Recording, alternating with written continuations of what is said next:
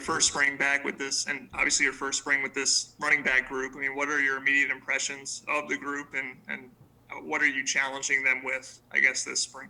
My impressions coming in were a very smart group, very talented, very much bought into the culture. I mean, and it shows every day. Guys coming out working hard, really bought into what I brought to the table as it relates to just some different things as far as reads, just eye discipline, different way of doing things.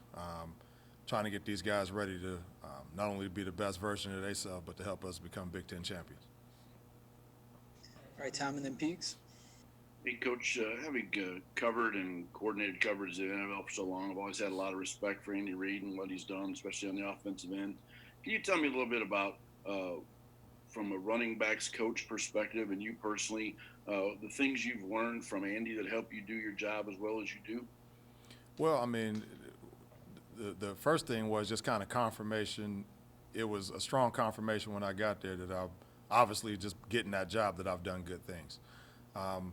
Getting there and being specifically under Coach Reid and a phenomenal staff, just learning some of the intricacies of the position, how we fit into the bigger picture, how we can be used to exploit things in the defense, and just really, how we can be the engine and make everything work because we're involved in all aspects of the game as far as, protections, catching the ball, blocking, obviously, and running. So just, a overall appreciation for what the backs can bring to the table on that level has obviously bolstered some of my overall impact and just knowledge to bring to this level to bring these guys up. Peaks and Kevin. Hey, Coach, how has Tim Baldwin looked this spring? And we just saw a little bit, of him last fall. Is he's going to be able to push for that starting job? Well, I mean, right now I'm preparing all these guys to be the starter. Man, Tim, the time he's been out there, he's looked good, moving around well, picking up everything we're talking about as far as the reads and just some of the finer points of running back play to make him the dynamic guy he wants to be. But that goes beyond Tim and goes to the whole entire room. So just big on making the whole room, strong. I think all the guys see that, all the other coaches see how I'm trying to fortify every skill of every guy in the room to make us a championship team. And we got to have depth there. But to go to your original question, really excited about Tim, excited about all the guys. But, Tim's been doing good things. Kevin, then Matt. Yeah, just Coach, following up on that point a little bit. I mean, have any backs though separated themselves, and how do you fill the void of Stevie, who obviously he was kind of a feature back? Do you view it more as by committee, or how does that process come about in terms of preparing guys for carries? Well, I mean, just what we're doing. I guess my history has shown that I'll play a bunch of guys. Obviously you want you would like a guy to separate himself as the lead guy. I mean, there's only one guy that can go out there first. There's going to be one guy on the top part of the depth chart.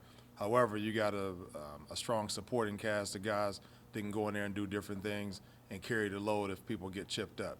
So always been big on building the room from the bottom up because you got some top guys. Of course you feel good about that, but what about your depth? So it's going to be interesting to see how it plays out.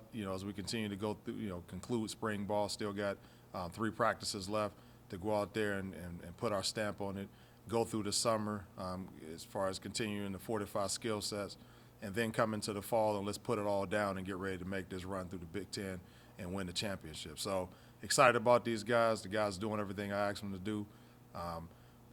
Their job is to make it hard for us to make decisions, and those guys have been doing that because we've had different guys step up and show various levels that can help us win championships, and that's what I'm here to do. Matt and Jim Coyle. Hey, Coach, how you doing? All right. I was asking about David Ellis. When he came in, he was a receiver, got moved to running back last year. A guy that's got a lot of versatility. Just what have you seen from him, and I guess what kind of things can he do for you in that running back room as far as being able to maybe catch passes, but as well as run the ball? Actually, I mean, I've been very impressed with David Ellis. When I watched IU last year, I seen him in getting time in there with Stevie and was the little bit I could see kind of glancing back and forth. I was impressed with what he brings to the table. Obviously, getting the opportunity to come here and work on a daily basis with David, I've been, impressed with just his demeanor, the fact that he, is very driven. He's a leader of that room.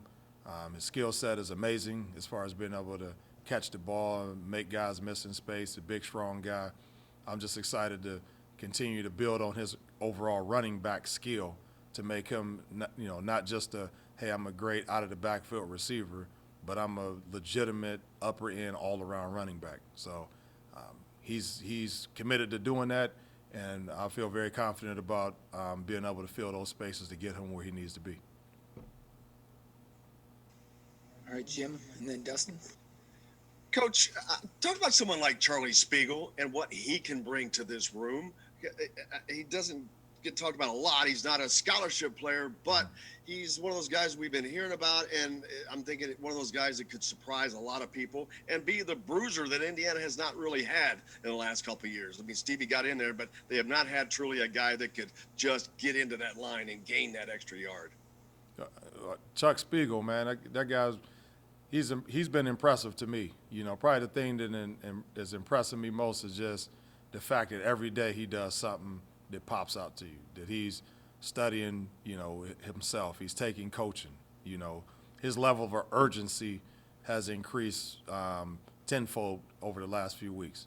Because, again, just getting his eye discipline, laying down a definite plan, a prescription for his success, and he's been following it, going through his contact balance and just reading, regardless, looking at what our reads are as runners and different things like that. I mean, he made a cutback the other day. This might have been 2 Saturdays ago. The whole room was like, man, where'd that come from? But again, just understanding what he's looking at, feeling a little bit more confident in what he's looking at, what the expectation is. And he's been taking coaching very well. So just excited about him. I mean, shoot, last Saturday, man, he stepped up with one of our more firm pass protectors because of that low center of gravity, strong body, man, great punch. He delivered a blow to guys and just stoning guys in pass pro. So you never know what's going to happen, but he falls right into the same category of what I said is you build the room for the bottom up. You get all these complementary pieces strong, and obviously as you're doing that, you're raising the level of your upper talented guys in the room, and you're getting what you want. You're getting a total all-around room that got buy-in, got skill set that's going to get us to a championship. Dustin, then John. Hey, Coach. Tom Allen talked really back in January about the possibility of trying to make the running game more multiple. I know you obviously can't tell us too much about what that means schematically and give too much away, but I mean, what does that mean to you, and what kind of progress do you guys feel like you've made this spring in terms of, again, making the running game more multiple? Well, I mean, without getting into a lot of specifics, I mean, there's some things that'll be relatively apparent, once we get into a situation to show what we're working with. But the number one thing is just continuing just to bolster the confidence of the guys in the room, putting guys in a situation to be successful, showing Coach Sheridan, the offensive line coach, Coach Hiller, and Coach Allen that the running back room can be counted on to take us to the next level. So right now we're just kind of taking care of our business, making sure, yards after contact, catching the ball, protecting the quarterback, doing all the things we need to do to gain confidence as far as, having the head coach and the offensive coordinator feel confident in us. And I think we've been doing that. I think we'll continue to build from there and become more multiple, but even in becoming multiple, you got to be strong at what you've been doing. Yes, there's going to be multiplicity to what we do, but in our core runs and our core concepts that we do as far as running back is concerned, we're going to be very proficient. All right, go ahead, John.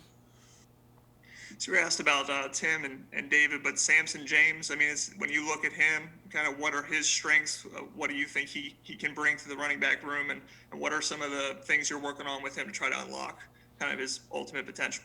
Well, I mean, Samson was one of the first guys I talked to, when I got the job, and just hearing him be honest about where he is and what he wants to do, and being so open to some of the things. I mean, I just told him a couple things as far as, what I would bring to the table as far as some of the reads and different things like that I'm pretty, got a pretty good reputation for as far as making it easy for guys and then giving them applicable drills that transfer over to 11-on-11 football. So just getting his buy-in as one of the leaders of the group helped.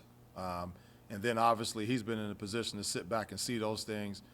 He was a little bit more, he was involved more as a participant today in practice and did some good things. Samson is a leader in that room, knows what's going on. Obviously, we got a couple new wrinkles that we've added to the mix. He's picking those up. He's like another coach out there at the times, when he's not practicing. He's very involved and very vocal as far as keeping guys on their toes and staying right there on my hip and saying what he's supposed to be doing. So just excited for him. I mean, I think he sees a light bulb going off as some things that we're doing and some concepts and different teaching approaches that we've taken in that room that he's really, as well as the other guys, have really jumped on and are really excited about. All right, thanks, Deland.